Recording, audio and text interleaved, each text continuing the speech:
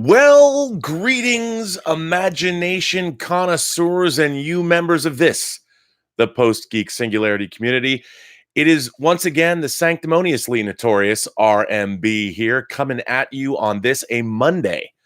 I tried to do a live chat today from the Color Bay, working on Tango Shalom. It just didn't work at all. No one could hear me, so I cut it off and erased it. So if you were watching it today, I apologize for my technical inefficiency, but I figured, I'd try. I'll give it, I'm going back tomorrow after the John Campea show.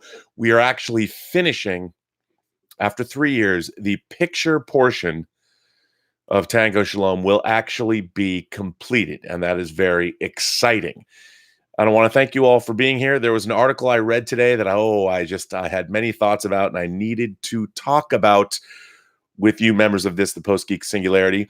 As always, this podcast or vlogcast or whatever you want to call this, these live chats are brought to you by Lucky Tiger men's grooming products for those men who want to look good and feel great. And you can go to getluckytiger.com. And if you punch in the code PGS for Post-Geek Singularity, you will get 20% off their products. I really, I think I'm growing some scruff now, basically because I want to use more of their men's grooming products just to see what they're like, because I love their facial scrub, but they do a lot more. They make a lot more stuff, and I kind of want to try it all.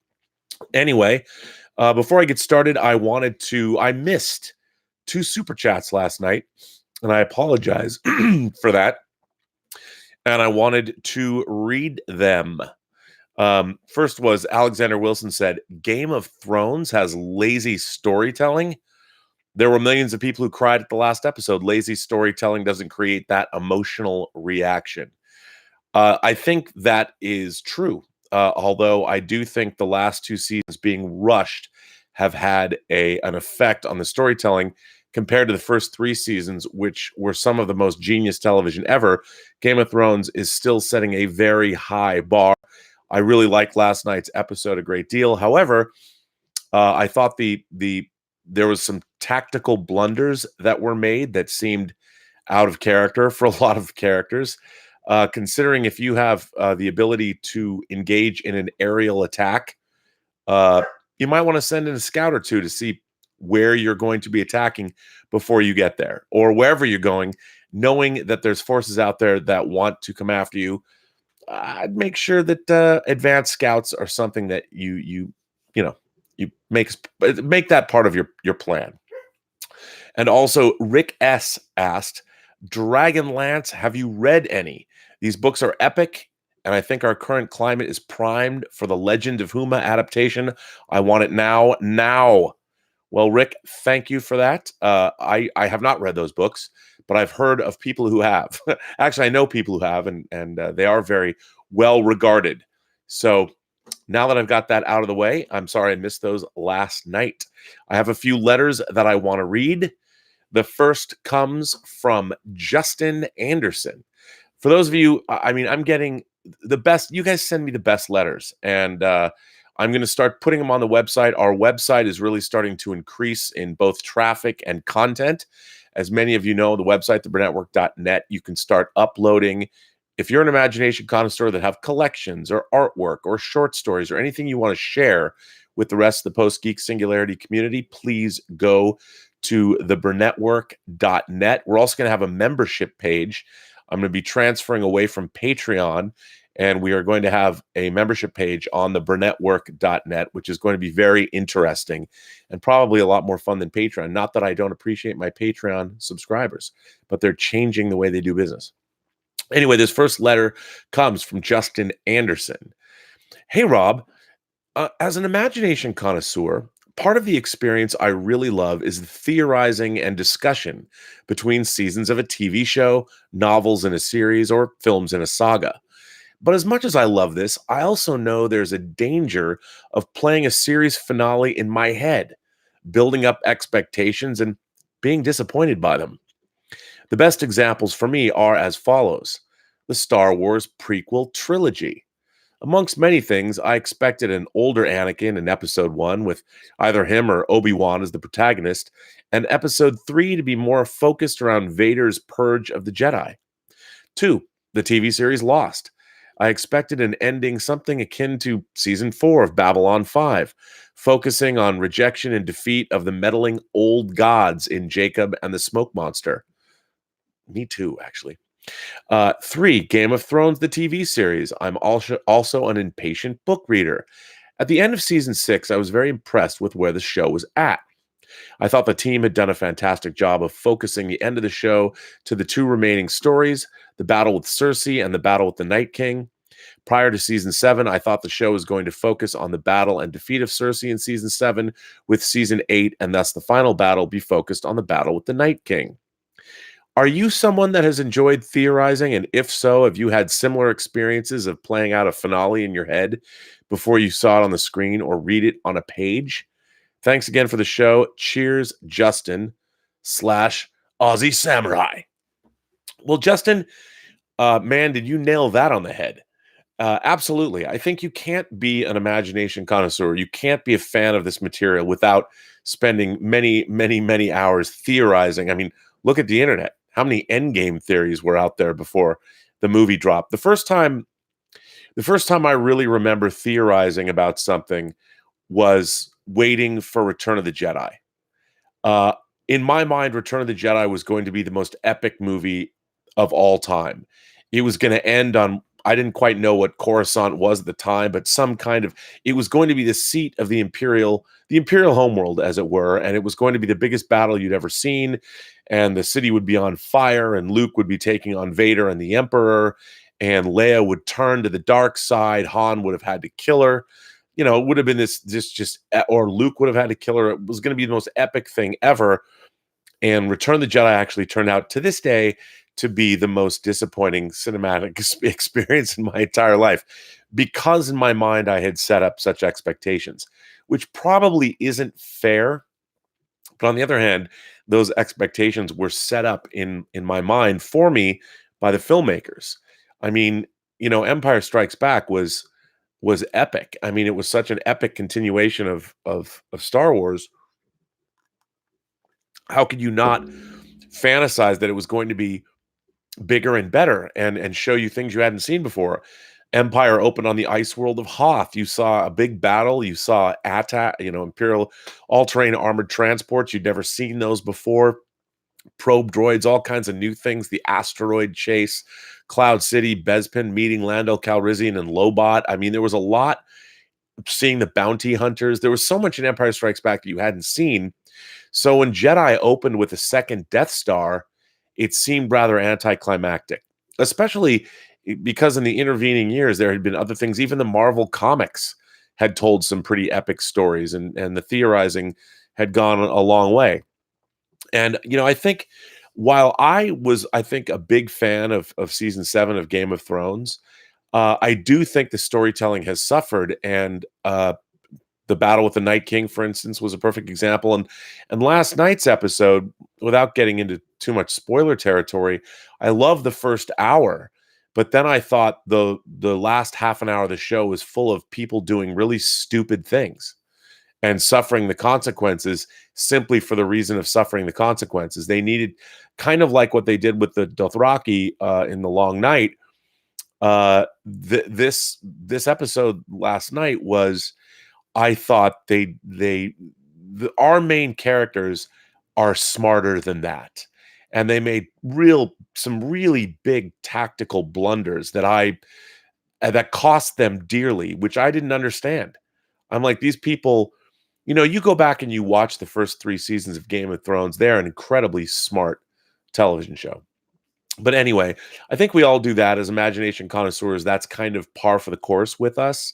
So what can you do? It's to be expected.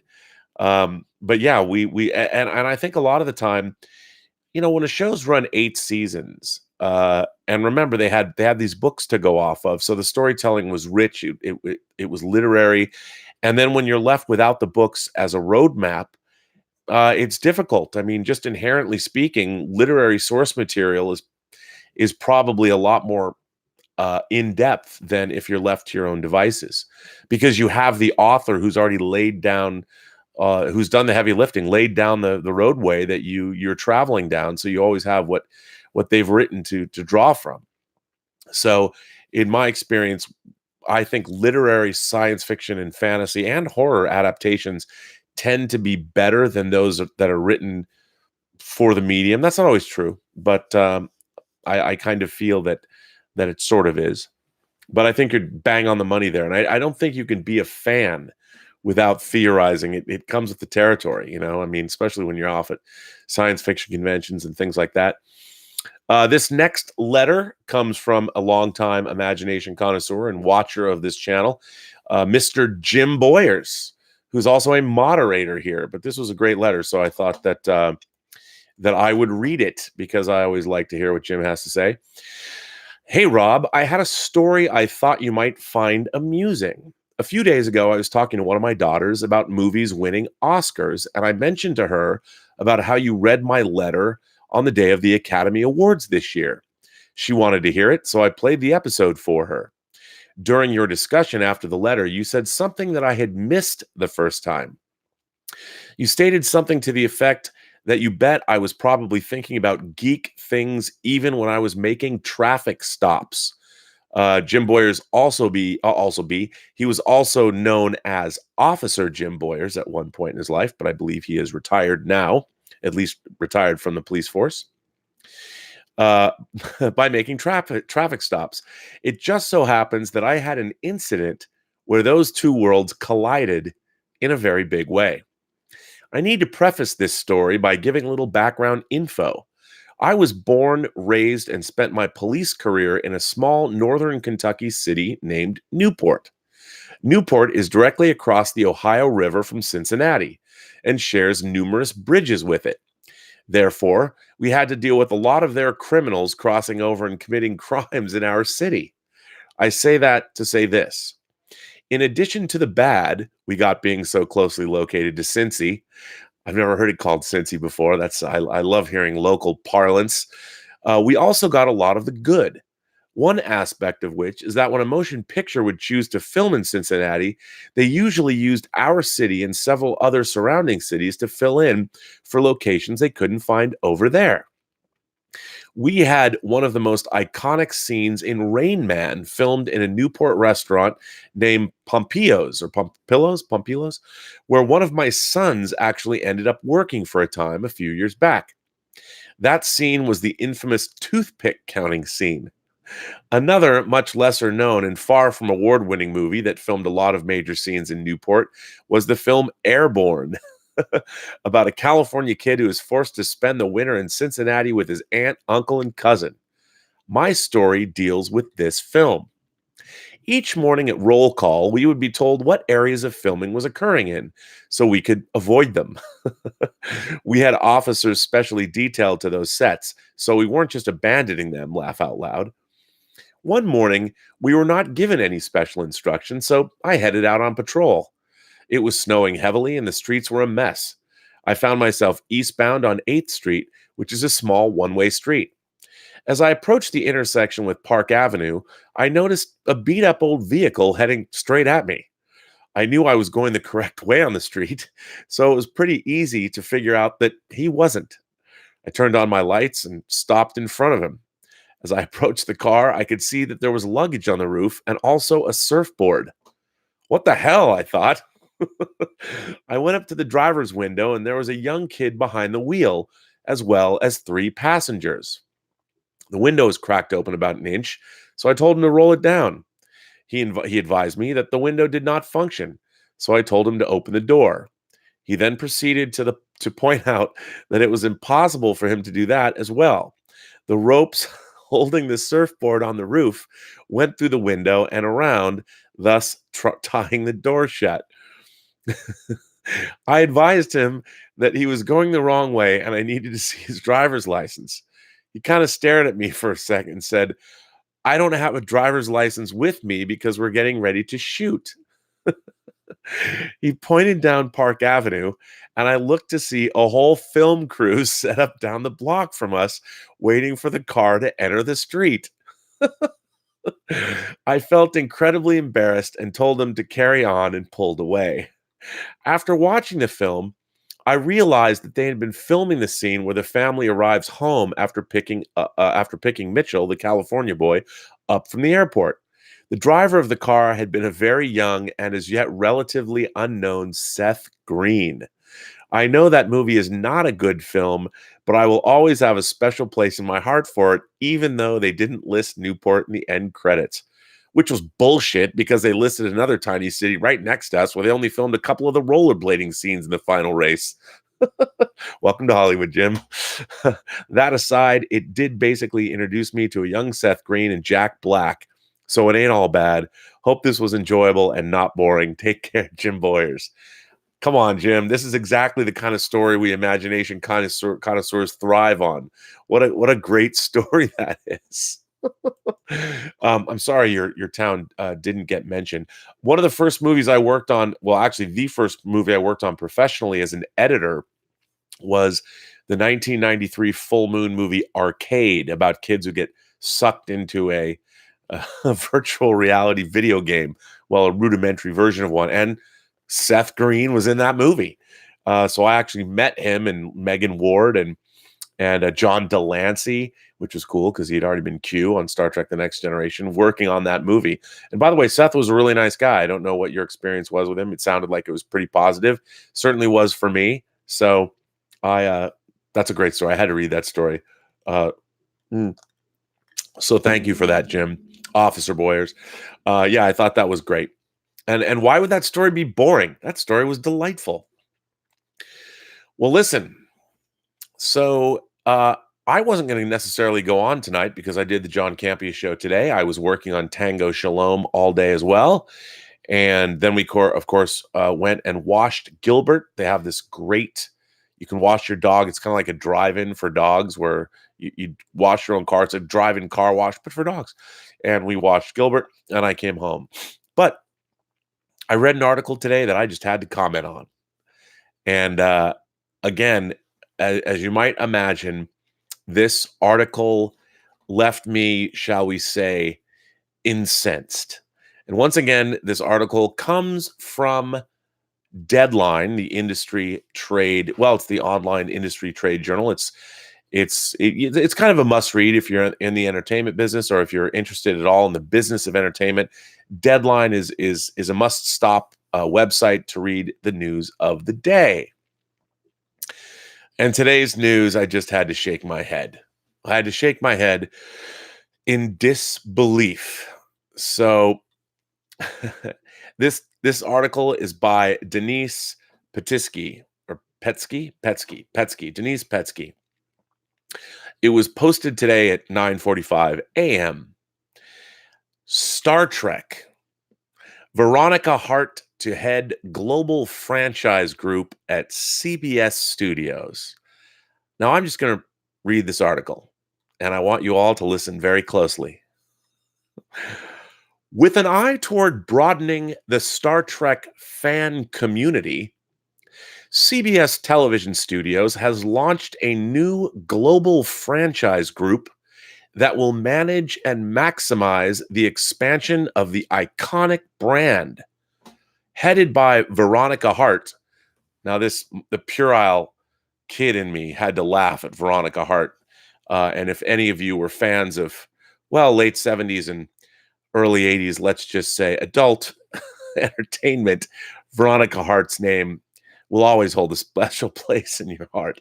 But anyway, headed by Veronica Hart, Executive Vice President, Star Trek Global Franchise Management, the group, will be based out of Alex Kurtzman's secret hideout productions in Santa Monica and will be tasked with expanding the brand beyond linear broadcasting and streaming. Kurtzman is shepherding the Star Trek franchise and executive produces several Star Trek series as a part of his overall deal at the studio. The unit reports to David Staff, president of CBS TV Studios.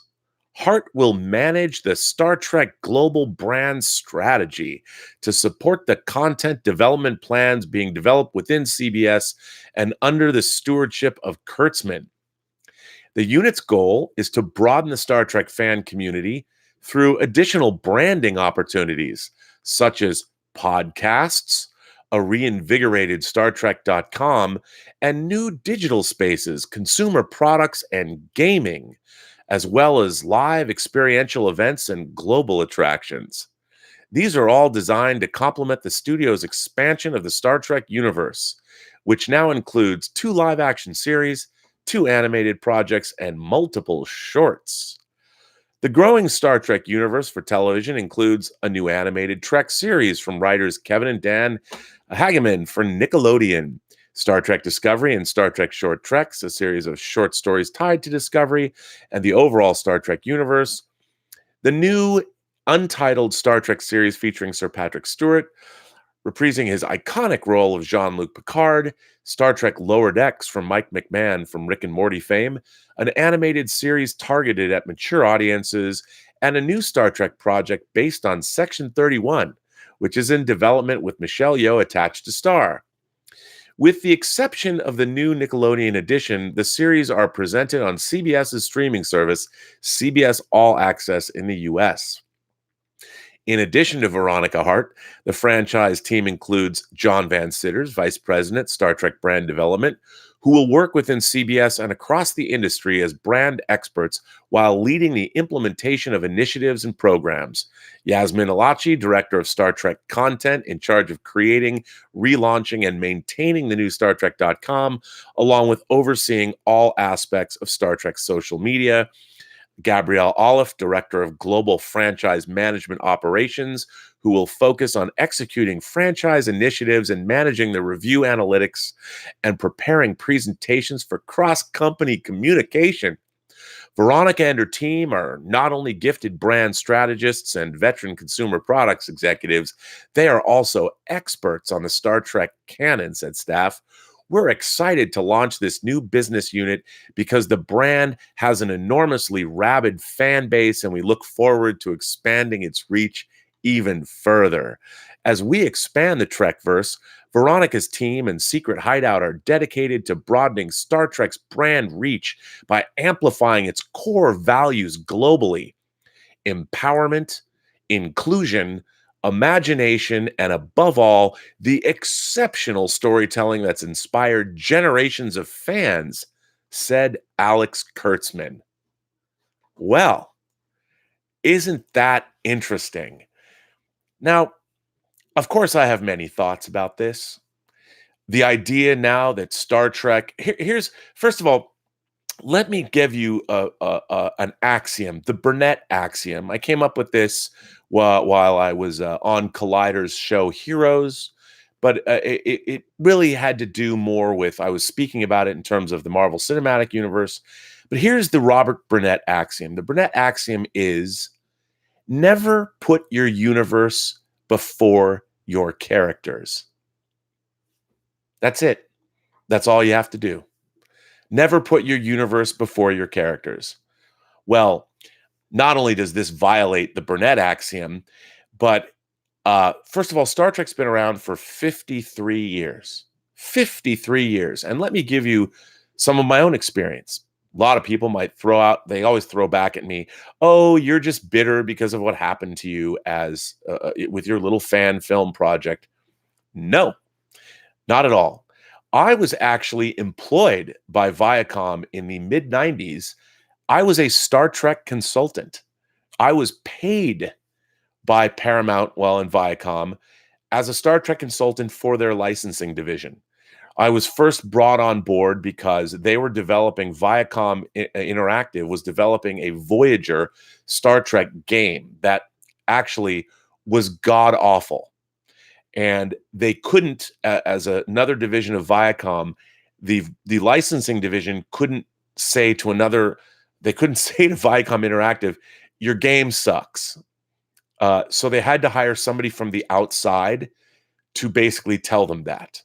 So my first job as a Star Trek consultant for Viacom, for the owners of the franchise, was to basically tell them that this game was god-awful. That was not hard to do.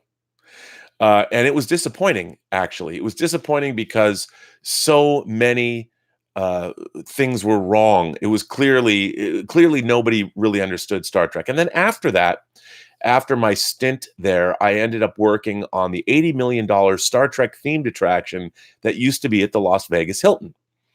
My job there was I created and edited all of the interactive videos that played within the attraction, along with my boss, Dave DeVos, for Landmark Entertainment Group.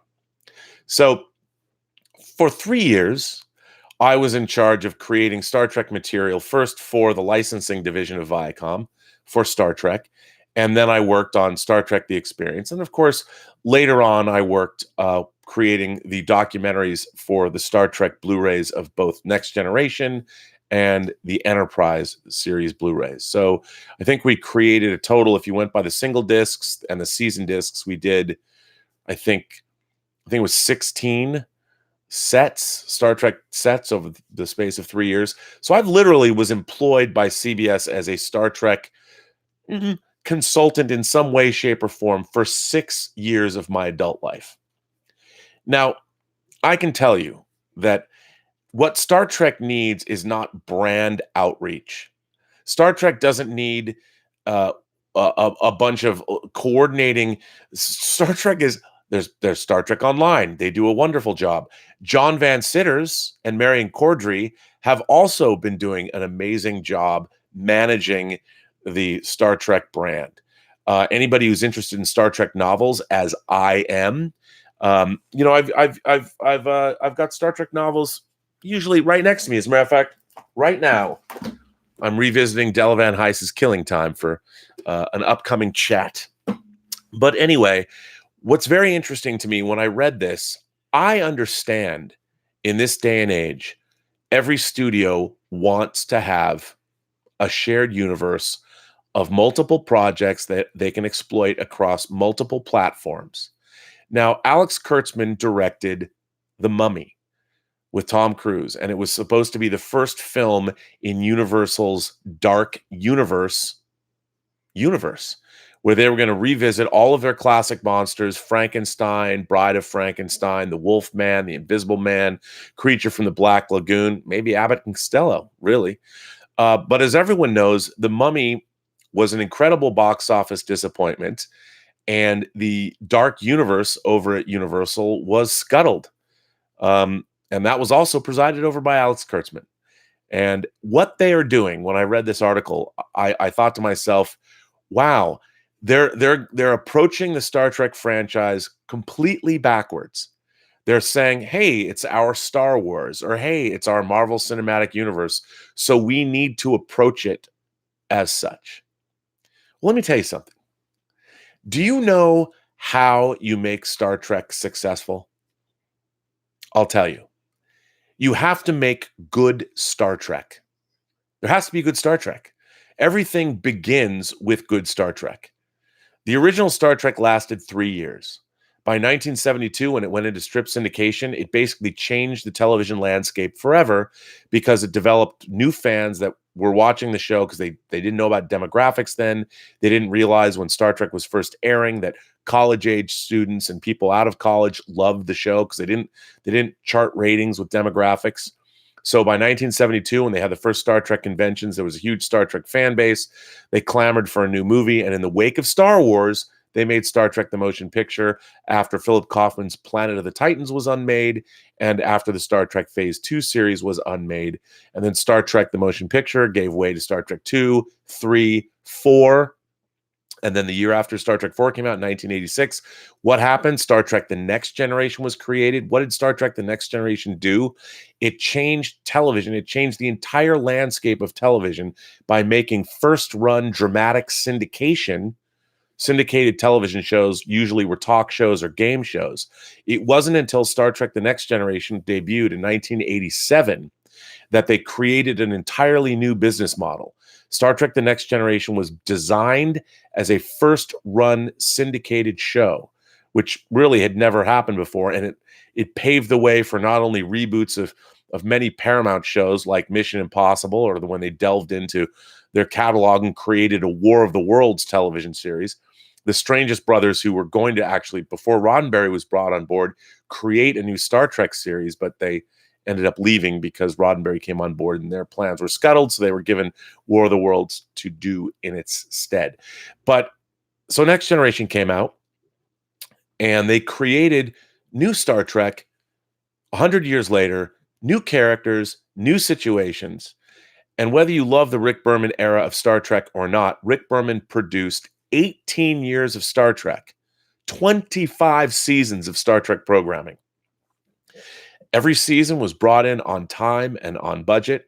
And while, yes, the first two seasons of Star Trek The Next Generation were tumultuous, like the first two seasons of Discovery have been, they were spending a lot less money per episode. But what they did was they worked their way up and they built Star Trek The Next Generation was turned into a very successful show after a rocky start because it solidified. You had people like Michael Piller coming in the third season and really focused on the characters, and they created something that worked. And in 1993, 6 years after The Next Generation debuted, they debuted a second Star Trek series called Star Trek Deep Space Nine. So you actually had two Star Trek shows running concurrently in syndication. And then in 1995, Star Trek Voyager came along to launch UPN, which was Paramount's new network, much the same way that CBS hoped that Star Trek Discovery would bolster their streaming service. But here's the thing. It's not like Star Trek hasn't been a brand for 53 years. But the problem is, in order to build a brand, you first have to have a hit show. You have to have a show that's captured the zeitgeist. Now, they're hoping that the Star Trek Picard series is going to do that, whatever they choose to call it. But the Star Trek Picard series, while it's supposedly filming now, it probably is, they're having as much tumult in the writer's room as they've been having. Well, not as much. I shouldn't say as much. But there's a lot of cooks in the kitchen in that show. There's many interests vying for control of the series. And the problem with Star Trek that Star Trek has had is it has been first and foremost a brand. Since Bad Robot took over the Star Trek brand in 2007, what have they done? They've gone back and they've tried to reinvent Star Trek and turn it into something that's more akin to other more successful franchises. They've tried to make Star Trek more like Star Wars. Why? Because of money. They make it appeal to a wider group of people. They try and turn it in. We'll make it more of an action franchise. With Star Trek Discovery, they've really taken the idea of empowerment and inclusion, and they've put those at the forefront, which is an admirable goal. But Star Trek has always been about empowerment and inclusion. It's just that was inherent in the stories they were telling. Once again, the stories, I'll add to the Burnett axiom, the stories and the characters must come before your universe. So in my mind, when I read this, first of all, I don't know why John Van Sitters isn't heading this up. I understand he's dealing with consumer products, but there's nobody better who understands the franchise more than John Van Sitters. All you have to look to is the publishing that they've been doing under his reign. It's been very well taken care of. But I don't understand this. Once again, the idea behind what Star Trek is supposed to be is let's turn it into this multimedia franchise. Well, they already got Star Trek Online. There's already been Star Trek products for 53 years. What Star Trek doesn't have right now, what it needs more than anything else, is it needs to be telling stories that are relevant to the audience of today. Now, look, Star Trek fans are going to show up. It's true. They're going to show up to see anything, just like Marvel fans are going to show up. The fan base is going to be there. And what you need to do is you have to appeal to people beyond the fan base. And now we live in a golden age of television. You have shows, pretty heady shows, even though they're not as heady as they think they are, like Westworld, that are appealing to broader audiences. Game of Thrones, epic fantasy that people are watching in the wake of Lord of the Rings, things like that. People are hungry for smart, relevant science fiction. And what is Star Trek at its finest?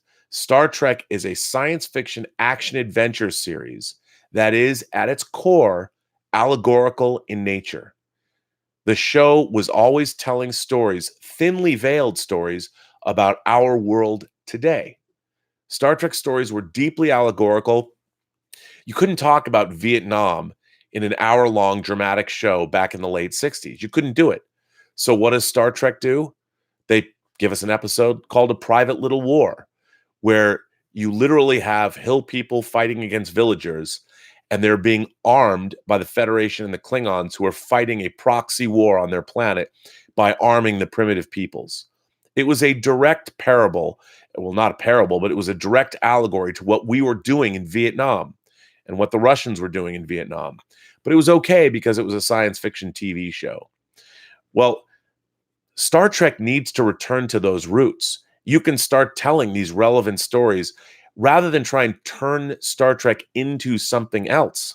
What you should be doing is focusing on what Star Trek does best. And what Star Trek did best is illuminate our human condition today through the prism of science fiction allegorical stories, whether they're political in nature, whatever they are, whether they're sociological. There's so many things going on. We're on the cusp of AI. Now, if you're going to tell a great Star Trek AI story, don't tell a Star Trek AI story about an evil AI bent on killing all the sentient life in the Milky Way galaxy. That story's been told before, and it's been told better in many different mediums. Give us what's the Star Trek version of that AI story. Give us her or something like that. Give us a story that shows your understanding of science fiction is not at the 7th grade level. If you want to have Star Trek as a viable brand that is going to survive deep into the 21st century, that is going to make money, that is going to make everybody who's a part of it rich, you have to make Star Trek itself good first.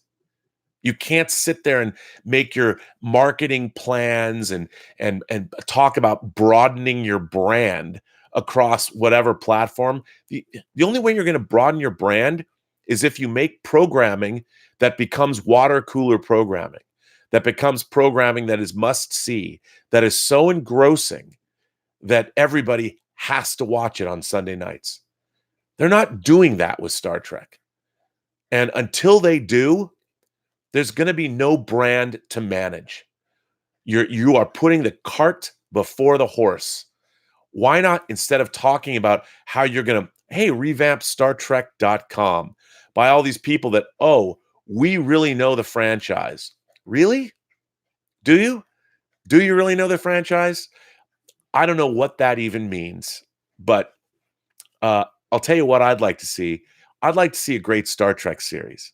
I'd like to see a great Star Trek series that is better than the Star Trek that we've been given for the last 10 years, because it is not resonating with the general public, and it's only resonating with maybe half the fan base. And it's not because I'm too old, and it's not because I'm screaming, get off my lawn. It's that we live in a golden age of television where even science fiction programming has reached a level that is pretty damn good. And if you look at shows like Game of Thrones and you look at shows like The Expanse, these are the baseline of what we should be getting. And we're not. And once again, they're putting their universe before their stories and their characters. And doing that, you're never going to win. You are never going to win. Anyway, that's just my thoughts on, once again, the ongoing mismanagement of the Star Trek franchise, a misunderstanding of what is going on. Because why? A bunch of people want to keep their jobs, which I get. I don't begrudge anybody who works in this space who's making some big money. But you know what? Star Trek Discovery is one of the most expensive television shows ever made. And Star Trek does not have to be expensive to be great. No one's learned that lesson yet. The Picard series is probably going to be even more expensive than Discovery on a per episode basis. Anyway, that's all I was going to say. Don't put your universe before your characters and your stories, because you will never win. Never, ever, ever. Anyway, let's see what anybody has to say. I don't know. What do you guys have to think about this? What do you members of the Post-Geek Singularity, have to say about, Star Trek has a new brand management team? You know what Star Trek good brand management is? I'll show you. This. They finally made a 1/350th kit, 150th scale kit of a Katinga battlecruiser from Star Trek the Motion Picture. That, my friends, is good Star Trek brand management, because that's what people have been clamoring for 40 years. You know what else would be good Star Trek brand management? How about a 4K restoration of Star Trek the Motion Picture for its 40th anniversary? The same way that Warner Brothers was able to give us a 4K restoration of 2001 for the 50th anniversary. Fans have been waiting. You could re-release Star Trek the Motion Picture in IMAX, in theaters all around the world, even for maybe an expenditure, a marketing and a production and marketing cost of, let's say, less than, I could do it for $12 million. We could restore the film to 4K, do a new sound mix, put it out on home video, get it ready for streaming, and put it in theaters all around the world. And hey, 40th anniversary. Why not talk about the Star Trek franchise that way? Put a movie in theaters this year for the 40th anniversary. You know what? You even have time to do that. The 40th anniversary of Star Trek the Motion Picture is December 7th, 2019. Yes, that's right. And you know what you can do? I wrote a letter to Jim Giannopoulos, said the same thing. You know what you can do, Jim? Paramount, for a minor expenditure of, well, you could do it cheap. The effects team is ready to go. The people that did the restoration are ready to go. You could actually restore Star Trek the Motion Picture in 4K, make it the Robert Wise director's cut that he oversaw. By the way, if you don't know who Robert Wise was, for those people who don't, Robert Wise edited Citizen Kane. He directed West Side Story. He directed The Day the Earth Stood Still. He directed The Andromeda Strain. He directed The Sound of Music. And yes, he also directed Star Trek the Motion Picture. So, brand managers over at Star Trek and Secret Hideout, why don't you do something that's really interesting and show people that you really understand Star Trek as a brand, and restore Star Trek the Motion Picture for its 40th anniversary? Because you know what? The director's cut of Star Trek the Motion Picture has only ever been released on standard definition video. Why not do that? Why not announce that tomorrow and show you actually do know the franchise, you do know something about the product, and you can get it into theaters on December 7th, 2019 for its 40th anniversary? Why not do that? So instead of making deadline announcements about who's overseeing your brand, you actually do something with your brand that shows you know what the fuck you're doing. But hey, that's cool. We're going to get Star Trek Discovery Season 3, where you're going to spend, another $200 million, $400 million for the Picard show. You guys get right on that. I hope it's the best Star Trek we've ever seen, because the spending that you're doing, wow, you could educate most of America and send people to college for a long time with the amount you're spending on these Star Trek shows, which is really not how Star Trek was ever made. Then again, I'm ranting now. So Star Trek brand managers. Wow, you guys. I'd love to see your credentials. Do you have to get a PhD for that? Because I actually know somebody who has a PhD in Star Trek. They're a college professor. But anyway, I digress. Lee Sandoval says, "Hey, Rob, thanks for all you do for us. You are the man." Well, thank you, Lee. I appreciate that. I'm sure that I was, I as you can see, this is a passionate subject for me. You know what? To me, it kind of symbolizes everything wrong with the United States. It's just a microcosm. I've been saying that since I saw Star Trek 09. Star Trek 09, Into Darkness, and no offense to Justin Lin, because you know how much I love his Fast and the Furious movies, but even Star Trek Beyond, those 3 Star Trek movies, again, way too expensive. And for the return that they provided to everybody who financed those movies, didn't do a very good job of managing the Star Trek brand. Just look at what happened with the merchandising for the new Star Trek movies. And these are the same groups of people that are overseeing them now. Unbelievable. Well, at least John Van Sitters is going to be there to shake his head and go, ugh, because he knows what he's doing. Willow Yang is here. Willow Yang says, update from Alexa Meyer. Doshi had a heart attack. He's currently recovering in the hospital. Please send him our thoughts and prayers. For those of you who don't know, who you might be new here, there's a Doshi who has been a member of the Post-Geek Singularity community, was diagnosed with leukemia a couple weeks back, and even was wondering if he would be alive or she would be alive. I'm not sure. To be honest, I don't know if Doshi is a guy or a girl. I would assume a guy, but I don't. In this day and age, you never want to assume those things. But his friend Alexa, she has been keeping us abreast, and man, I hope Doshi gets better, because I know Doshi wanted to see episode 9 more than anything. Let's hope that Doshi pulls through. So I hope Doshi does. That's yeah. Anyway, I don't know. What do you guys think? What do you guys think about that? Because I don't know what to say. Pleasant Valley Picker Canada is here, says Next Generation had a rocky few seasons, but became great later on. It did. It absolutely did. But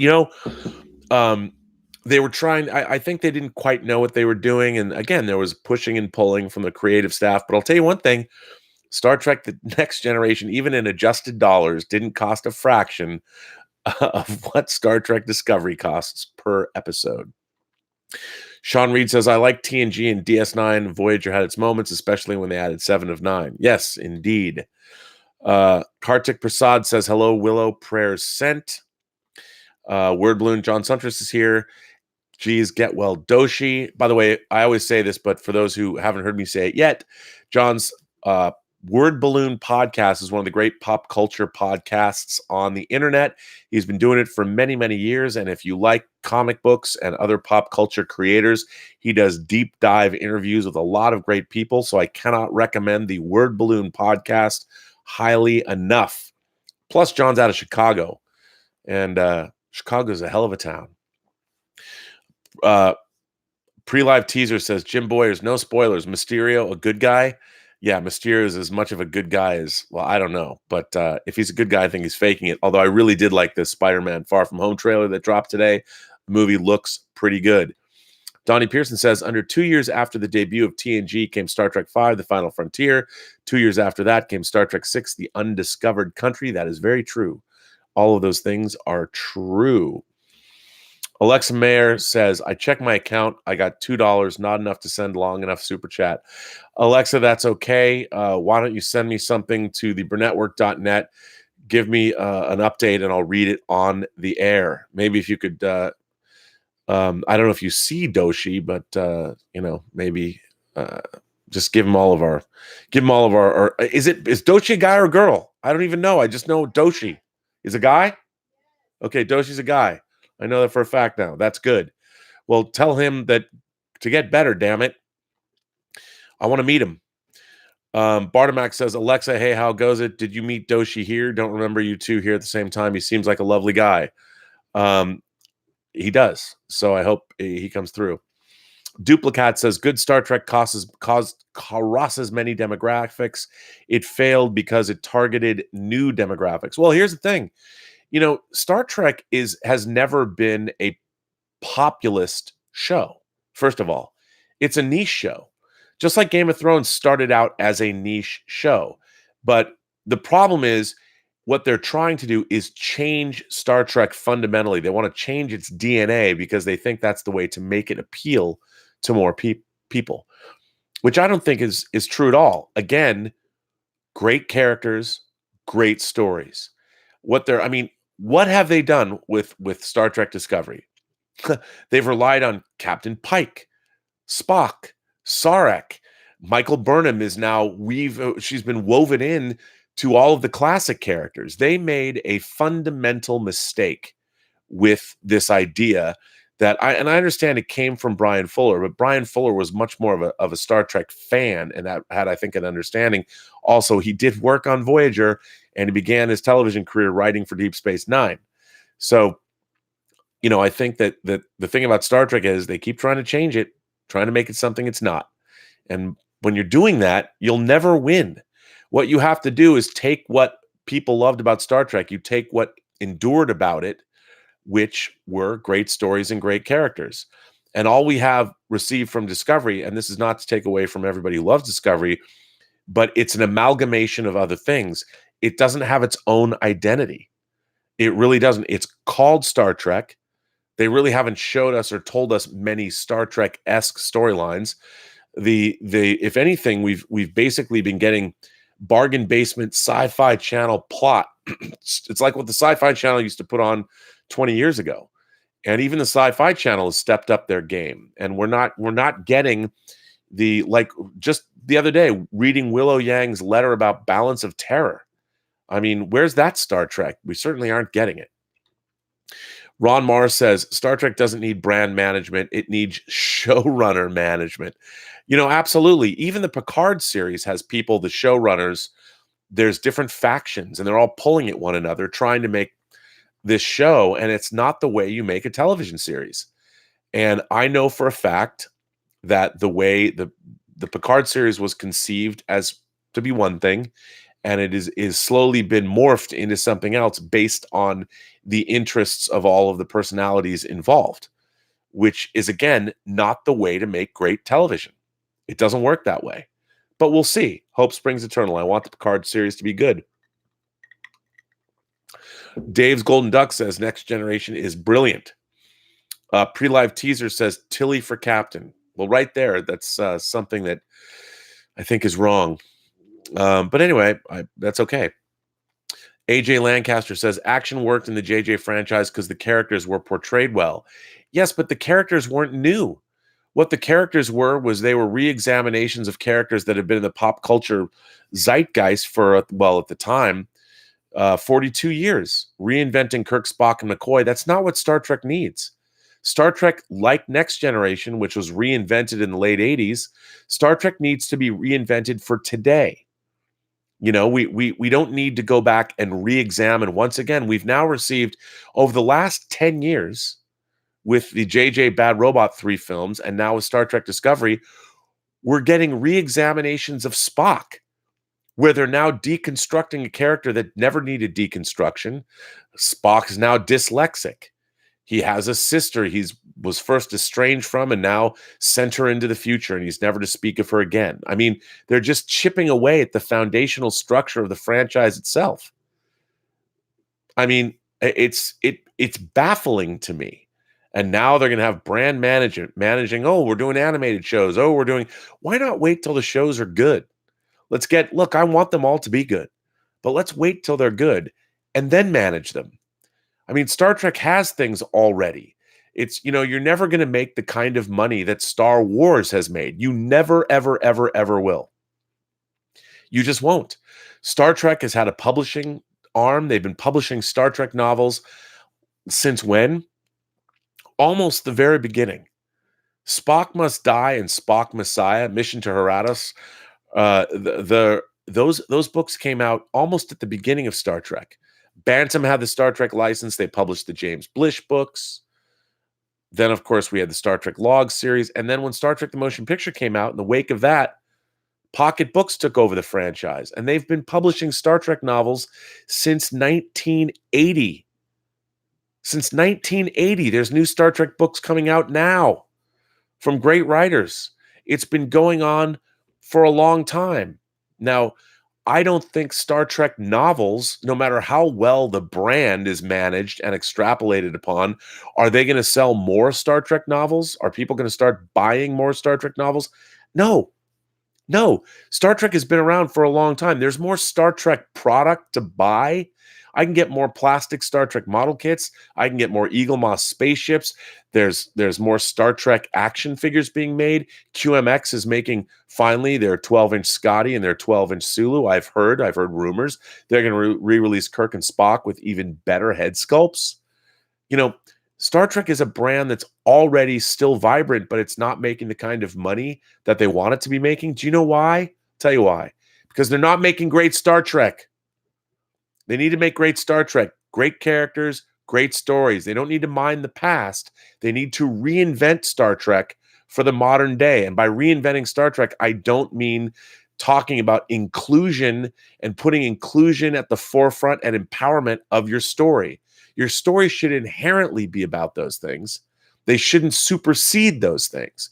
You want to tell stories about inclusion and empowerment, make them a part of the stories themselves. don't come out and go, we're making a show about empowerment and inclusion. That's what Star Trek has always been about. It's about the human adventure moving forward. And all of these things are self-evident in the stories that they're telling.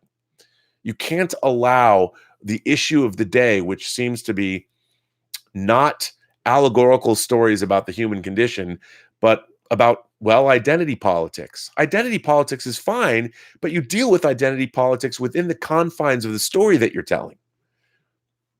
Tell a great story about great characters. You'll always win. You'll never lose. The Burnett axiom: never put your universe or your brand before your characters and your story, because you will lose. Anyway, let's see. Patrick Glanville says, beginning to think the person responsible for the Mummy was not a good choice to lead Star Trek. Well, who am I to say? He's getting paid. He's making a lot of money overseeing the Star Trek franchise, and there's no incentive for him not to oversee it. If you're getting paid, man, why would you leave? I'd stick around for a long time. Fenwar is here. He says hello from New York. I love that, Fenwar. I love when you say that. That puts a smile on my face. Sean Reed says Enterprise was good. Commander Tucker was my dude on there. I think Enterprise is being reassessed. It's never going to be a perfect show, but I do think the fourth season is got some great Star Trek stories. And there are stories. I've talked a lot about things like episodes like Cogenitor that I think are great, legitimately great Star Trek stories that talk about if you want to examine gender and gender roles and things like that, look at an episode like Cogenitor, which is an Enterprise episode. That's how you tell a really interesting science fiction story in a Star Trek context. Let's see more like that. Is that so hard to do? I don't know. Captain Robert April is here. Historical note. At the time TNG was developed, first-run syndication was the realm of afternoon talk shows and game shows. That's what I said. I did say that in the beginning of this chat. First-run syndicated dramas hadn't been done in a very long time. Absolutely. As I spoke of earlier, Captain Robert April is absolutely right. That's what he means. That's what I meant when I was talking about first-run syndication. Pleasant Valley Picker Canada says a private little war with the Mugatu. Yes, that is exactly right. And you can't even bring up the Mugatu anymore without thinking about a Zoolander, because Mugatu is a fashion designer now, right? Bartomac says hello from New York. It's Saturday night SNL Tuesday morning here. Aren't you in Ireland, or are you really in New York? That's cool. On the syndication series front, the comedy Mary Hartman was well before TNG. Yes, but it was a half an hour show, wasn't it? It was not an hour-long strip syndicated show. Patrick Glanville says, as a middle-aged Trekkie, I also like season 1 of Discovery, and I absolutely hate season 2. Yeah, I'm with you. Clarissa, 35 female, one of the best science fiction TV shows, in my opinion, is still Westworld. How did you feel about where season 2 went and how season 2 ended? Very curious to hear what people think about that. And where does that bode? Well, does that bode well for season 3? Where do you go after you go to the end of season 2 of Westworld when you go into season 3? I don't know. I don't know, because I've actually never even watched the end of season 2. I just know what happens at the end of season 2. Robot Shlomo says not even half the fan base. Yeah, half the fan base. They've divided the fan base, which is really interesting. This brand management group should go out and try and figure out how to work the fan base. I hope they're all at Star Trek Las Vegas. I hope they start encounter groups and they start figuring out why. Midnight's Edge After Dark says Cobra Kai is proof it can be done. You know what? That's a great example. Cobra Kai, congratulations to the entire production team. They've been renewed for a 3rd season. Yeah, you look at Cobra Kai, you look at Creed, you look at what Ryan Coogler did with Creed. That's the way you manage a franchise. Both of those things were very respectful to what came before, and they really understood. They were made by people who knew what they were doing and really wanted to be there. And that's how you manage, I think, Creed especially. That's how you run a franchise. Sean Reed says Kurtzman is the true definition of insanity. If the Dark Universe was his baby and it blew up in his face, now he's going to be the blueprint again for Star Trek. Well, look, Alex Kurtzman wrote both Star Trek 09 and Into Darkness. He was, of course, admittedly not the half of the duo that wrote it that knew about Star Trek. But once you get into these positions, you get to stay there. You get to be there. And, Kirsten Byers, who a great Star Trek novelist, has been with Discovery, and now the genesis of the Picard show is really her idea. And of course, it's been changed since its inception. And I don't think I've never met her. I don't know, but I don't know her, but I'd love to talk to her because I'm sure she has a lot to say, but she won't say it, of course, now. Fenwar says it's not that Twilight Zone is bad. It just doesn't lend itself to be an hour. The half hour is a better format. I think so. Yeah, I agree. But, again, what did the Twilight Zone have besides Rod Serling? It had great writers like Charles Beaumont, Richard Matheson, George Clayton Johnson. It had real novelists and real storytellers that were working in different mediums besides television. And it had a literary pedigree. The original Twilight Zone was a very literary show. The problem is when you're working in television now, there's not a lot of people with a literary pedigree. They've been television writers their whole lives. So that's what they know. They know the format of television. And science fiction and fantasy as a genre is very literary based. It's very difficult if all you know of science fiction and fantasy is television. You're never going to write great science fiction and fantasy. You have to be familiar with the literary component for it to be great. Anyway, I feel like everybody who likes my show that thinks, "Oh, Rob, you're a beacon of positivity," is going to watch this episode and be like, "Right, who are you? Just turn into everybody else on the internet." No, it's just I love the Star Trek franchise and I want to see it. I want to see it managed correctly. And when they're talking about Star Trek, like managing a brand like Coke, the one thing that Coke has going for it is it's a worldwide brand that people love. You know what Coke did? When they tried to make new Coke in the 80s, they realized it was a failure and they went back to their original formula. And they're still thriving even today. There's a lesson there. Captain Robert April says, saving Star Trek. Step 1, fire Kurtzman. 2, cancel everything currently in development. 3, formally adopt Star Trek continues as canon. 4, make a 5th season of Enterprise. Well, I don't agree with all of that. But, I don't think it's not that here's the problem. When you're working in television, you're getting a lot of money. You're getting paid a lot of money. And once you're on that payroll, you're going to stay on that payroll. You're going to do whatever you can to stay on that payroll until people look. If these shows come out, if the Picard show comes out and it's a success and it's a critical darling, I hope it is.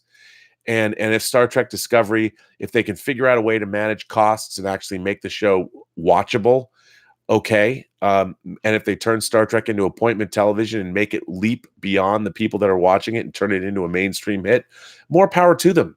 I would love to see that. But you've got to represent. You've got to make Star Trek be true to itself. Star Trek Discovery is them grasping at straws, taking all of these disparate elements from other things and trying to force them into Star Trek, and it's not working. And look, I understand some people like it. It's some people's first Star Trek show. But when they talk about brand management, they're talking about Star Trek like it's Star Wars, and it's not.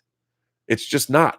So when they're talking about brand management, like, hey, again, I say, to manage the Star Trek brand, make great Star Trek. Then you'll have a brand to manage. Easy. Well, it's not easy to make great Star Trek, but all this talk, I read this article, I'm like, oh, here we go again. Star Trek brand management. Great. Let's see. Midnight's Edge After Dark says secret bad reboot hideout. Yeah, secret hideout. Dax Jacobson says, Rob is trying to fill out his DVD Blu-ray collection. He wants them to make the movie so he can buy it on disc. Hey, man, that is true. I do want a 4K Ultra HD Dolby Vision version of Star Trek The Motion Picture. And why not? But you know what? I'd also like to go to an IMAX theater on Hollywood Boulevard or up at Universal and see Star Trek The Motion Picture in a 4K restoration in IMAX, in thunderous Dolby Atmos. I'd like that. I don't make any bones about it. You know what? That's 2001 came out in that beautiful 4K package. Warner Brothers knows what's up. They put it in theaters. I mean, to be honest, they didn't make a ton of money putting 2001 back in theaters. They made millions of dollars, but now they have a 4K restoration that's going to live for a long time. which they have on different mediums. And the director's cut of Star Trek: The Motion Picture is something the fan base wants, and it's something that, look, a lot of people, Star Trek: The Motion Picture, an IMAX presentation of the director's cut with further refinement, could be an amazing way to celebrate its 40th anniversary and to launch a new awareness of the Star Trek brand management that they want to do. But you know what? That doesn't benefit anybody who's currently working on Star Trek. They want to make their new Star Trek that they're going to make money from. When they say brand management, we're going to manage the brand. No, they're going to manage the new things that they're making in the hopes that they even have a brand. I mean, they're just assuming that, hey, anybody can do this. We can do what Marvel's doing.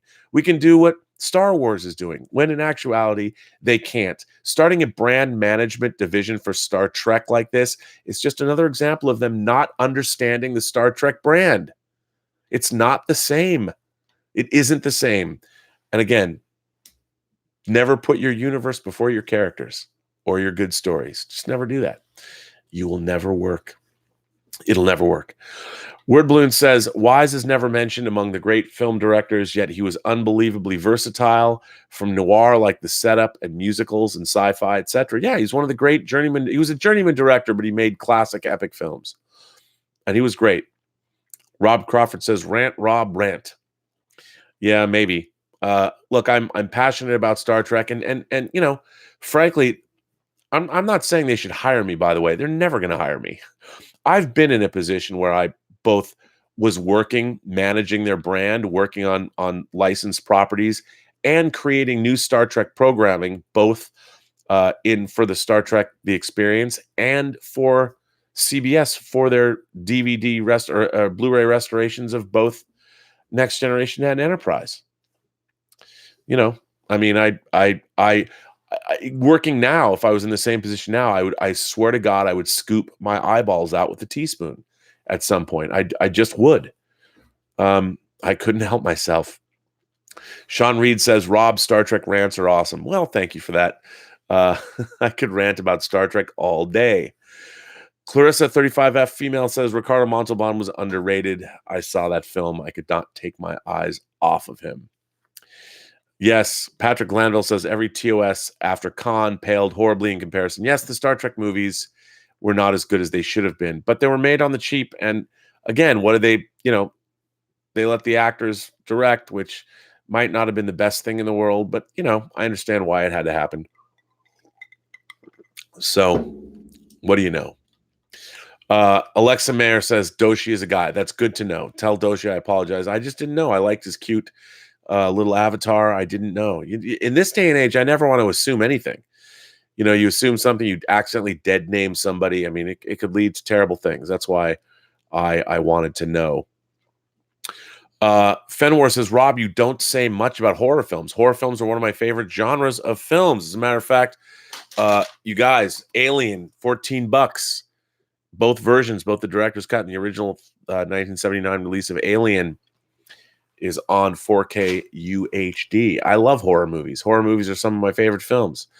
I should do a whole horror podcast. Ron Mars says, for some Star Trek discoveries, their first encounter with Star Trek. Unfortunately, the same can be said for many of its writers. It's true. And you know what? I don't begrudge those people. Star Trek it's always reinventing itself. It's just that the Star Trek we're getting now is the result of pushing and pulling of different factions. There's no unifying vision for Star Trek right now, at least not on Discovery. It's you know, it's I don't know what it is. Midnight's Edge After Dark says, yeah, the motion picture re-release doesn't benefit CBS, and they can with the Bad Robot license. Yeah, it's true, but you know what? No one knows that. Here's the thing. Star Trek as a brand with a brand management team is the entire franchise. It's all of Star Trek. It's its 53-year history. When you're managing the Star Trek brand, you're managing all of Star Trek. You're not just managing Secret Hideout or Bad Robot Star Trek, even though that's what they want. That's what they want. And I understand that because they want to make money, and I don't begrudge anybody for making money. Alexa says, Doshi just texted me. He's all right. He's in pain and wishing me well on my date. Oh, I haven't finished. I know. Okay. Yeah. So, yes. So, well, are you on a date, Alexa? That's crazy. Let's see. Magic K says, "Do you think we'll get an MCU Namor movie in the next 5 years?" I hope so, man. I would love that. Wouldn't you love a Namor movie? I think they need to make a Namor movie. I think it's important they make a Namor movie. I hope so, but again, I'm not sure about the rights. Timbula the Spider Monkey says Rob Mezco 1/12 scale Moon Knight Namor Moon Knight looks amazing. For those of you who don't know, here's the thing. Those Mezco 1/12 figures, I did not want to buy because they're 6-inch figures. I did pre-order that Moon Knight. That Moon Knight figure is going to be the only superhero figure I buy. I'll buy their movie figures. I've got their Alex figure. I pre-ordered their Warriors figure. I pre-ordered their Danger Diabolic figure, and I will, in fact, be getting their Moon Knight, which I did order. It looks great. It really does. Alexa Meyer says Elizabeth Olsen is so sexy. She's on my list. I love Elizabeth Olsen. I think she's great. I can't think of her that way because she's, I have a girlfriend and she's too young, frankly. But I really think she's great, and she's a hell of an actress. I really have liked her in a lot of the Marcy May. What of that movie? She was good in that. I really liked her in Wind River. I thought she was great, and I loved her even though she had a small role in Endgame. She's great. I love her as Scarlet Witch. I have an action figure of her right behind me. Big fan. Square Wheel says 600 million and Endgame is number one. Yes, Square Wheel. It is amazing that Endgame is, I think, could actually take Avatar by the end of this weekend. I think it can. Rick S says, I'm terrified they will destroy Picard's legacy. Well, I am too. I love Patrick Stewart. He's a fantastic actor, but he has a lot of pull over the story they're telling. And the problem when you do that is, again, an actor's desire about the kind of part they want to play supersedes their, for instance, what they, again, you can't allow an actor to come before character and story. It's never necessarily a good thing. But he is an executive producer on the show, and I've heard he's had a lot of input into the direction of the show. So we'll see. Nemesis, for any of you, I would highly recommend looking out for Michael Pillar's book on the writing of Star Trek Insurrection and how things can go awry. It was never officially published. You can find it. I believe Sandra, his wife, published it. You can find it on the internet. Look it up. It's really interesting. It's great to read. So yeah, Rick, I'm with you. Dave Scarpa says, bottom line, CBS needs to hire sci-fi and Star Trek writers. I agree, or at least writers that are familiar. And there's a lot of them that are out there. What's interesting is there's a lot of great writers that many of which I can think of 6 writers off the top of my head that I'm friends with that they'd be great for a Star Trek series. I don't know if they would want to write a Star Trek series, but if they were allowed to create a new Star Trek series from whole cloth with new characters, new situations set in new environments, I think they could come up with a great show. But none of them have been tapped. They're all working on other genre shows, but not Star Trek, which is interesting to me. So Dave, you're not wrong. Kartik Prasad says, I was a freshman in high school when Next Gen first aired. You were a little younger than me, but we were close. But yeah. Stubble McShave says, do you love or hate Vic Fontaine in DS9? How can you love DS9 and not love Vic Fontaine? I love Vic Fontaine. Vic Fontaine is great. Vic Fontaine is the man. I love Vic Fontaine. Let's see. Michael Michael Avilatos. Have you ever spoken to any Star Trek the original series cast, and who? Well, I've spoken to, let's see, people I've actually had in my office. I had Nichelle Nichols in my office. We watched a movie that she was in, and she wanted to get my feedback. So she was in my office for a couple hours. This was about 15 years ago. which I did. I was on an episode recently of Inglorious Trexperts with Walter Koenig. I used to go to Rod Roddenberry's house a lot about 20 years ago, where I met Majel Roddenberry a number of times. She was actually a delightful woman. I loved her to death. I never got to meet DeForest Kelley. I went to Leonard Nimoy's house once and hung out with him, and we shot a video of him for William Shatner's 70th birthday party. And then I also made a tribute video for him at the Academy of Science Fiction, Horror, and Fantasy. And as many people know, I made a feature film that I co-wrote. I also directed, called Free Enterprise, that starred William Shatner. And I was going to make a sequel to that movie, Free Enterprise, The Wrath of Shatner. And it was scuttled 2 days before principal photography. And if you want to hear the story of what happened to Free Enterprise 2, a podcast dropped today called Best Movies Never Made. It's available wherever podcasts are available. And Mark Altman and I tell the story of what happened to the ill-fated Free Enterprise 2, a sad tale. And also, I do host a roundtable discussion with the entire cast of Star Trek The Next Generation on the season 2 Blu-ray of that series.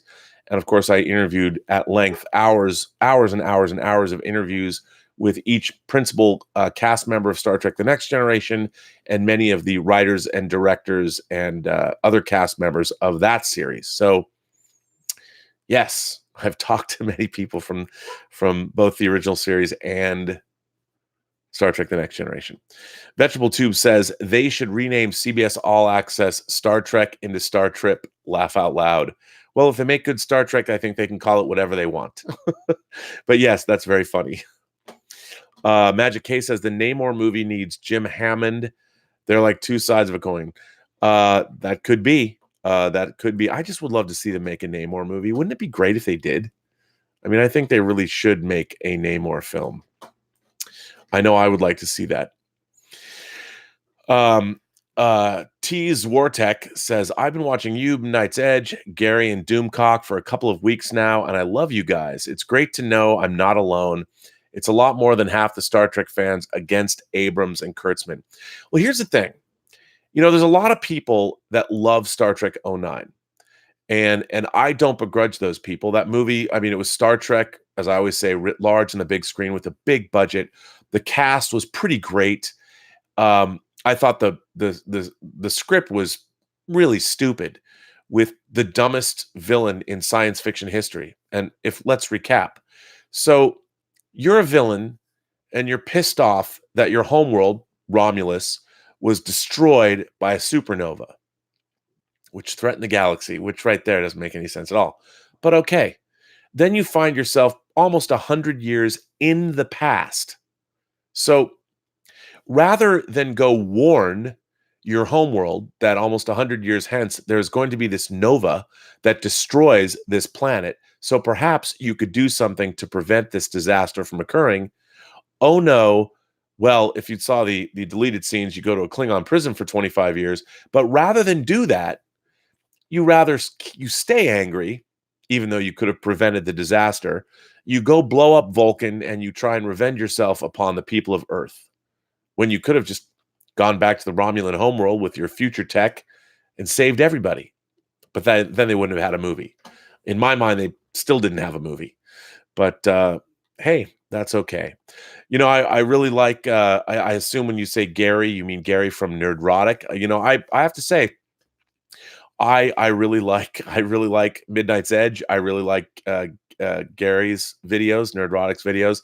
And I love Doomcock. He puts a smile on my face. Now, you know, ultimately, there's a lot of people that, why do you ally yourself with those people? Because they're all like me. They all believe in a great story well told. That's what they want. And we all want great Star Trek. That's all. And I feel that we're all kindred spirits.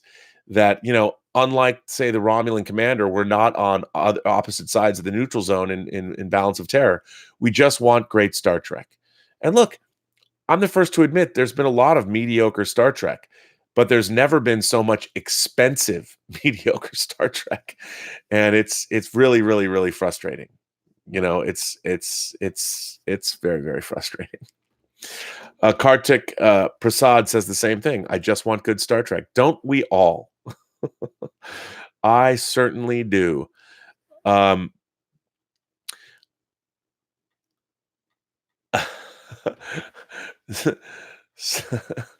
Dave's Golden Duck says wonder when Discovery rewrites Data. I don't know. Well, they'll just get around to rewriting everybody.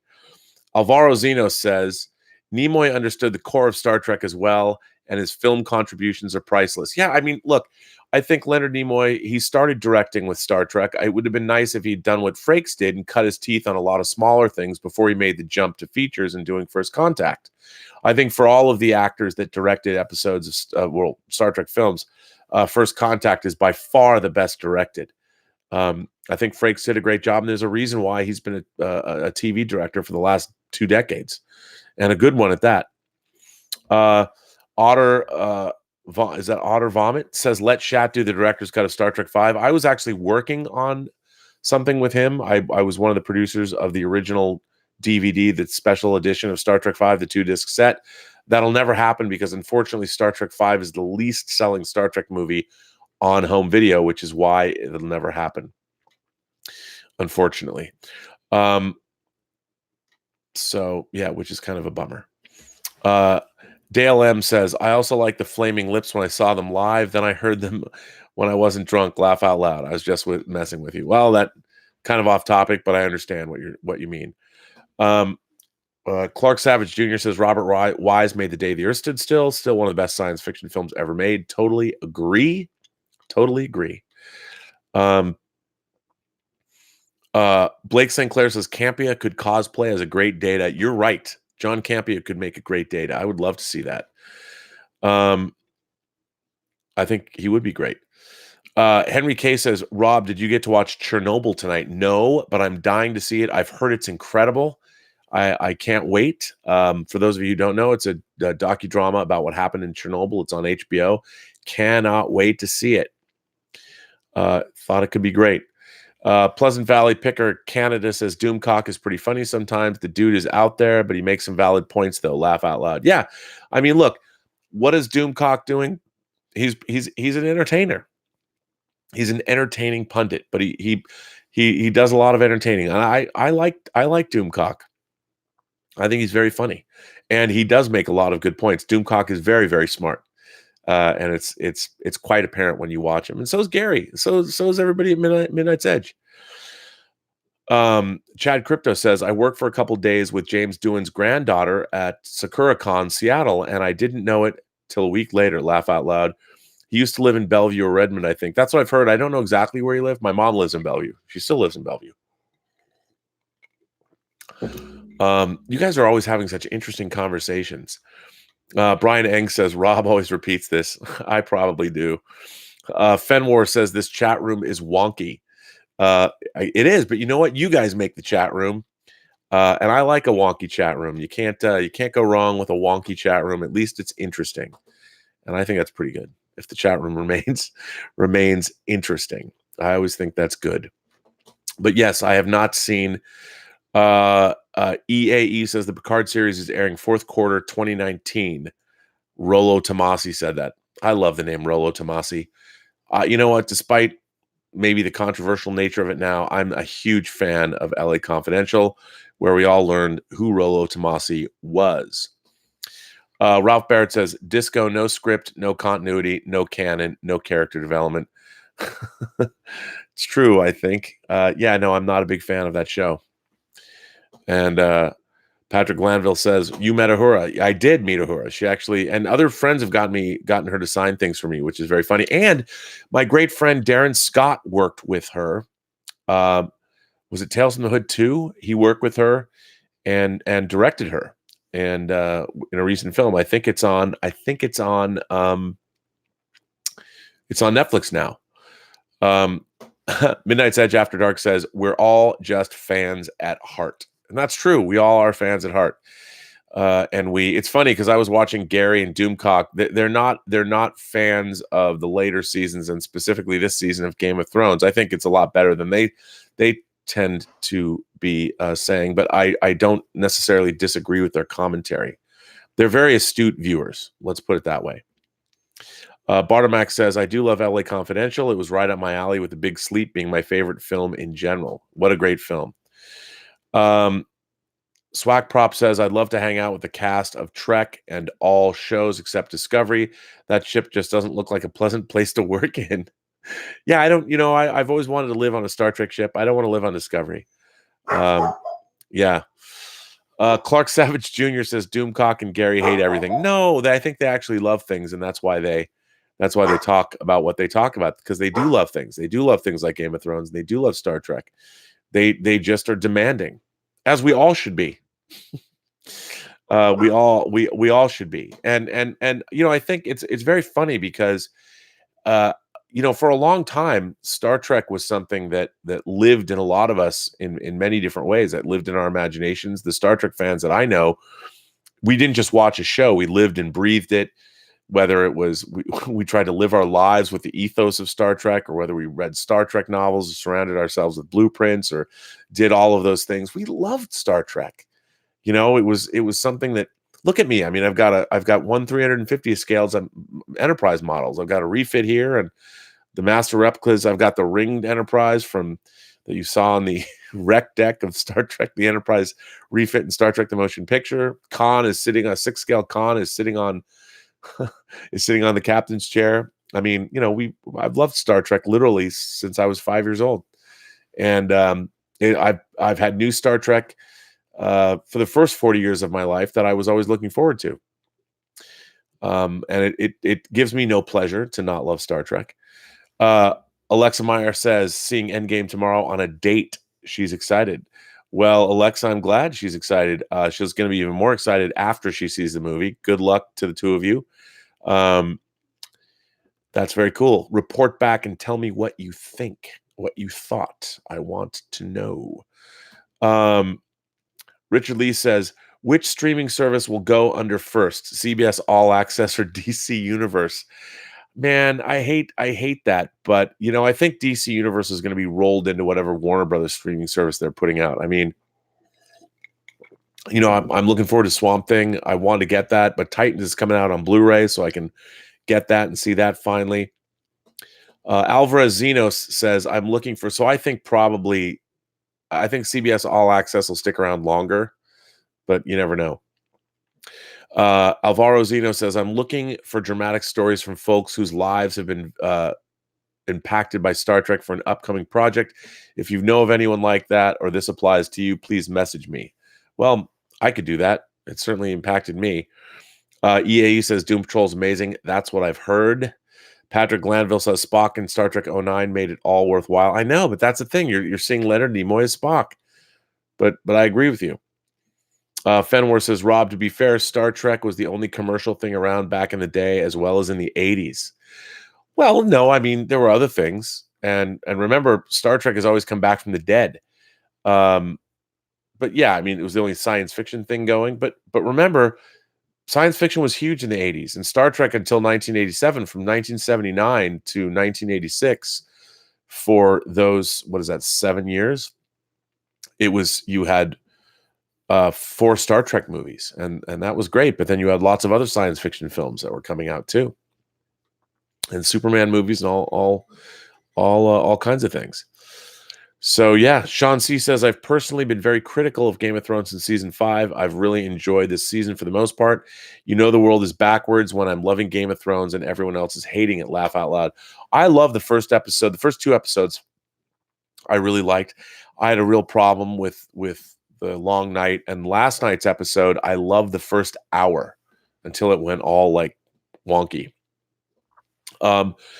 Alexa Mayer says, have you met any Star Wars actors? You know what? I don't think I have. I don't think I've met any Star Wars actors, to be honest. Whenever I say I haven't met an actor, somebody always comes back at me and tells me when I did meet that actor. I'm like, oh yeah, I don't know what that says about me, but yeah.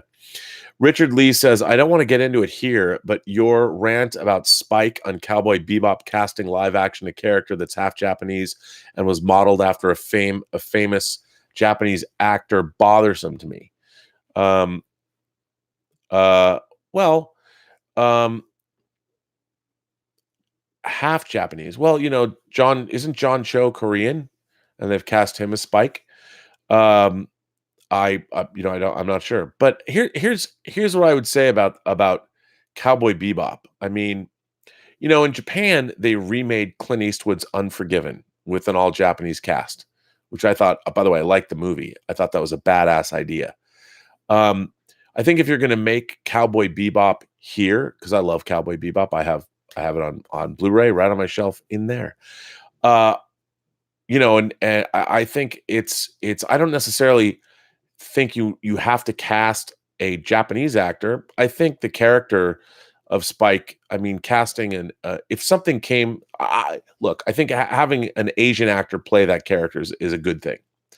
But you could remake Cowboy Bebop for an American audience with a Caucasian actor if you wanted to. I mean, just like Sergio Leone, his spaghetti westerns that starred Clint Eastwood, you had Yojimbo, you had Sanjuro. Those movies were the basis for A Fistful of Dollars and For a Few Dollars More, and we've been borrowing pop culture from everywhere. Everybody's been borrowing from everybody else for the last 100 years. I think what's important is that you're respectful to the original source material and to the original creators of the property. I think that's the best thing to do in this day and age. But so I'm sorry if if that was bothersome. I do think John Cho is a great choice to play Spike, though. I think he's a really good actor, and I'm looking forward to the show. I think it's got, again, great people that really understand what they're doing, and I think it's going to be great. So I'm really looking forward to it. Clark Savage says they're really going to make a Cowboy Bebop movie. They're doing a series. They're doing a Cowboy Bebop series, and I can't wait. Let's see. The Omnimesis says, I saw Wrath of Khan in 82 several times in the theater. I saw it 4 times opening day in the John Dance Theater. That doesn't make me better than you. I'm just saying that's just a fact. Not that I'm better than you. That I saw. It's a fact that I saw Star Trek: The Motion Picture 4 times in one day. Matt Yamasaki says, Rob, I need your wise wisdom. Hot Toys Infinity War Thanos or Endgame Thanos? I can't decide. Well, here's the thing. The big difference is the Endgame Thanos comes with the armor, and he's the proper size, and he's got that badass weapon.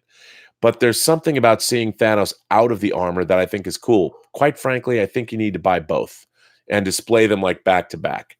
2 sides of the same coin. But if I had to make a choice, I'd probably go with the armored Thanos because he's got the weapon and he's got the full-on battle armor, which is always cool. Clark Savage says, I'll bet the Cowboy Bebop show will be nothing like the cartoon. Well, I don't know. I mean, they've got a good bunch of people making it. Ralph Barrett says the big issue with Cowboy Bebop Japanese casting is not the USA, it is China. China still has issues with Japan, as well they should. If you don't know your Chinese and Japanese history, especially in World War II, not pleasant. I can understand that, though. So they cast John Cho. Maybe it'll work for everybody. Midnight's Edge After Dark says, Clark Savage Jr., we are more than just one person and not even sure what reference you're talking about, to be honest. Sorry. I don't know what that means. I haven't followed that conversation. But, again, I like Midnight's Edge After Dark. I think they do a lot of good work, and I like their videos, too. They put a lot of production value into them. And you know what I find really interesting? How many people on the internet make speculative videos? Midnight's Edge are making videos about the business, and they're extrapolating information they're getting. They always say they're rumors or it's not quite based on fact. It's not like they're not telling you this. So I like that. Alexa Mayer says, I met Ryan Reynolds as a gay woman. I thought, wow. Hey, I think as a dude, Ryan Reynolds, he turns my crank too, if you know what I'm saying. He's a very handsome man. He's in great shape and he's very funny. What's not to love? And I have an action figure. I have a Hot Toys figure of him right over there. Of course, it's Deadpool, so you can't tell it's him. It doesn't come with a Ryan Reynolds facial sculpt, which is kind of a bummer. Alexa Meyer says, if I were straight, I'd go for Ryan Reynolds. Yeah, but he's married. Come on. He's married to Blake Lively. They're both hilarious when they're tearing each other apart on social media. They have lots of fun. Swack Prop says, Rob, which do you prefer, Star Trek New Voyage or Star Trek Continues? Those are two fan films. I think both have done great episodes. I do think Time Enough at Last, the Sulu episode, was great. Was it? No, Time Enough at Last. Is that what it's called? Whatever it was called, the Sulu one. They've done some great stuff, but Star Trek Continues did some great stuff too. I really liked, what was it, Lolani, that episode, the Orion slave episode. I thought that was really good, and I like the Here There Be Dragons or whatever episode. I thought that was great. I thought they did too many sequels to Star Trek episodes. Pilgrim of Eternity I thought was good, but yeah, when the writing was good, I really thought that the show excelled. Roberto Suarez says Black Hammer has the potential of being a really cool cinematic universe. I believe it's been optioned for TV. Yeah, and I guess the graphic novel's coming out. I'm going to get that. So yeah, I will do all of those things. Well, listen, guys, gals, gentle beings, non-binary people, aliens. I'd love to think that aliens are watching this show. I don't think they are, but if they would be, that could be cool. I'm going to end this chat. I want to thank you all for being here. I want to thank you, members of the Post-Geek Singularity community, for supporting me, supporting these chats. I can't believe I am still doing them, but they're getting bigger every day. And keep those letters coming. I really appreciate everybody who sends me letters. Please send them to me at theburnetwork.net.